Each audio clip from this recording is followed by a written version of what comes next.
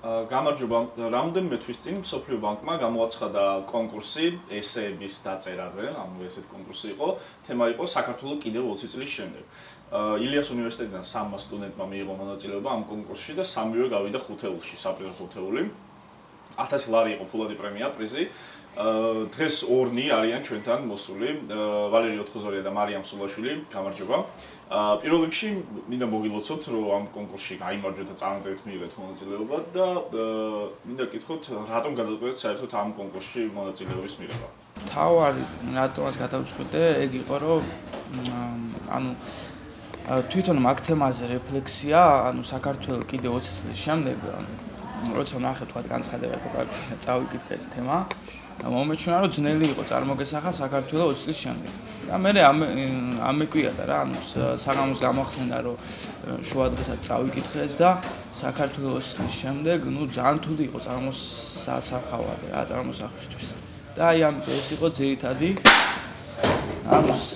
სიმართლე რო თქვა, ამას არ ქონია ვთქვათ რაღაცა ესეთი აკადემიური შრომის სახე, არამედ ეს იყო რაღაცა პრივატული სამუშაო იყო, ჩემთვის ვეცადე რომ დამეწერა და რაღაც გონებრივი შტორმის სახე ქონდა მაგ ნაწერს. პირველ რიგში რატომაც გადავწყვეტე მონაწილეობის მიღება, ეს იყო ის, რომ ძალიან მიყვარს წერა.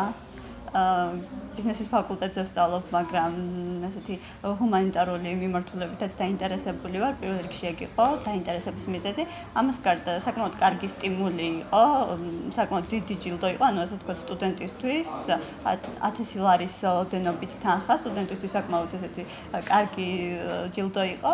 ამიტომ გადავწყვეტე მონაწილეობა მივიღო. ამას გარდა ძალიან საინტერესო იყო თემა, საქართველოს კიდევ 20 წლის შემდეგ და გადავწყვეტე თემა გამეკეთებინა აქცენტი ავიღე ნატოში და ევროკავშირში ინტეგრაციის კუთხით. გამომდინარე იქიდან, რომ თემაში დასაწერ მოთხოვნად მითითებული იყო, რომ თემა უნდა ყოფილიყო მტკიცედ არგუმენტირებული. გადავწყვეტე, რომ თემა ყოფილიყო საკმაოდ რეალური, რის არგუმენტების მოყვანასაც შევძლებდი. ამიტომ გადავწყვეტე, რომ ეს ყოფილიყო ცოტა ესეთი სერიოზული, არა გასართობი და ფანტასმაგორიული თემა, არამედ ისეთი ძალიან რეალური თემა.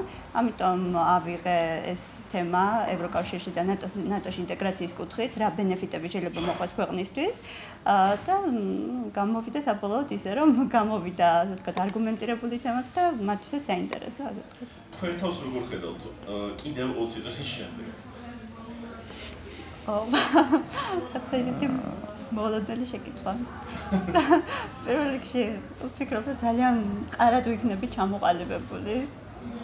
ერთადერთი რაზეც შემიძლია ახლა პასუხი გავიგზავნოთ, ეს არის კარიერული მიმართულებით ვხედავ საკუთარ თავს და ვფიქრობ, რომ საკმაოდ განვითარებული ვიქნებ და ბევრი რამის შეძენა შევძლებ ჩემი ქვეყნისთვის. ასე მიმაჩნია. ნახოთ.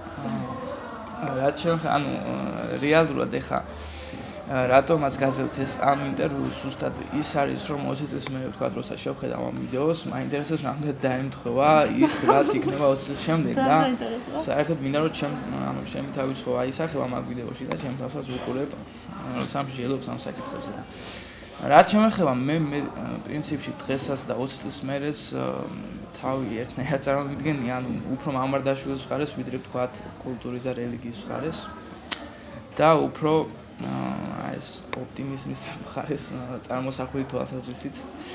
აბსტრაქტულად შემიძლია ვთქვა და ეხა ისე კარიერას და ვთქვათ რაღაც ოჯახს და ასე შემდეგ არ აქვს დიდი მნიშვნელობა ეხა მაყურებელთვის. გისურვებ წარმატებებს კიდევ ბევრს სხვადასხვა კონკურსებში, რომელიც იქნება და ასევე ვუსურვებდი ჩემ თავსაც და მთელ მოსახლეობას, რომ თქვენი პროგნოზების 90% მაინც გამართლებული იყოს. დიდი მადლობა, ნახვამდის.